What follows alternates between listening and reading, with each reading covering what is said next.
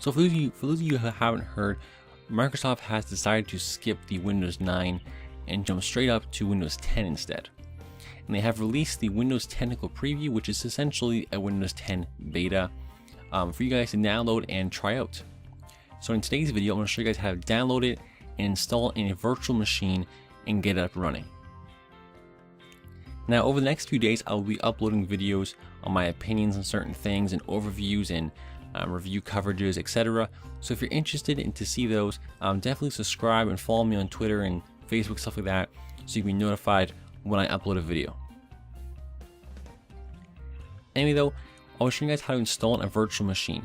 Now you could install this operating system to your hard drive like a normal computer, but I don't suggest this. Reason being as it is a beta, and as they can tell you right here in the remember section, that it is risky and it can crash. So I highly suggest not installing it there, because like I said, this is not the full version of Windows 10 yet, and it doesn't even have all the features yet. So there's no real point of installing the Technical Preview anyway. But trying it on a virtual machine is an awesome idea if you're curious. So what you want to do is head over to the download section and download a copy of it. Now you can choose the language and you have the option of 64-bit or 32-bit. I'm going to go ahead and choose simply 32-bit because it's a smaller download, so I went ahead and chose 32-bit. Now if this was a normal computer that I'm using full-time, I would go 64-bit, but this is a temporary Technical Preview, so I went 32-bit because it is a smaller download.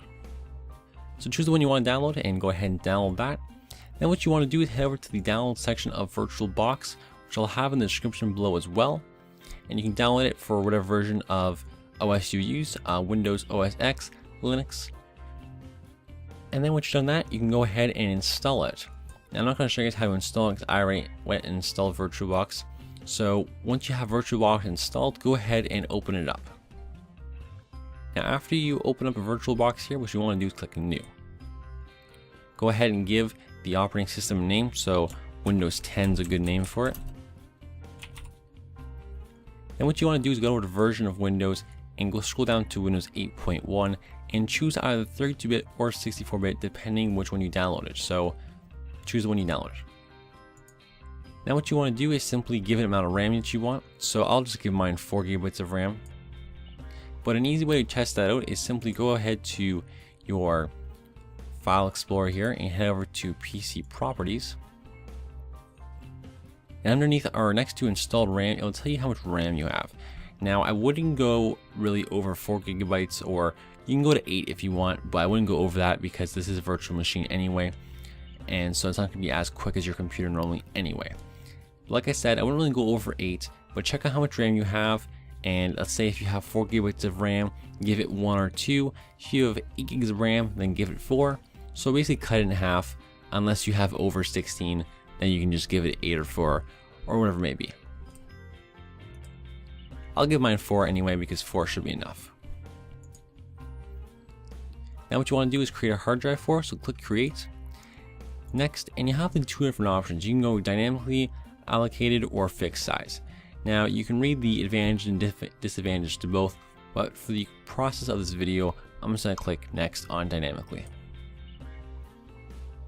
So now you can choose the max size of the hard drive. So I'll leave it 25.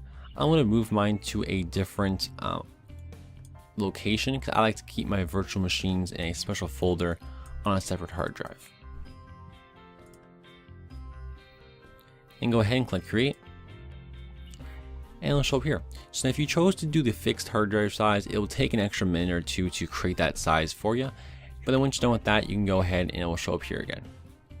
Now what you want to do from here is click Settings, go to Storage, and next to Controller IDE, click the plus option, and go choose Disk. And what you want to do is find that Technical Preview ISO file that you downloaded. So here's mine. I'll click it and click Open. And then what you want to do is simply press OK and press Start. Now if you get an error saying that you cannot access the kernel driver, I will have a link in the description below to this article right here on how to fix that. It's a very good possibility that you will get this error.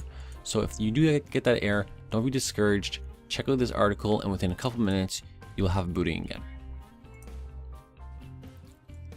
Alright, so here we go. You can see that it is working here, so we'll go ahead and install Windows 9, or Windows 10, my bad. Alright guys, so that's pretty much it for this video. It's going to go ahead and install, and it's pretty much a simple Windows 10 installation, so it'll be standard stuff, and install that thing, and then I'll have some videos coming up over the next couple days on some different things about Windows 10, so like I said before, stay subscribed for that. Anyways guys, thanks for watching this video. Hope you guys did enjoy, and I'll see you in my next video. This is the Hacker 0007, and I'm signing off.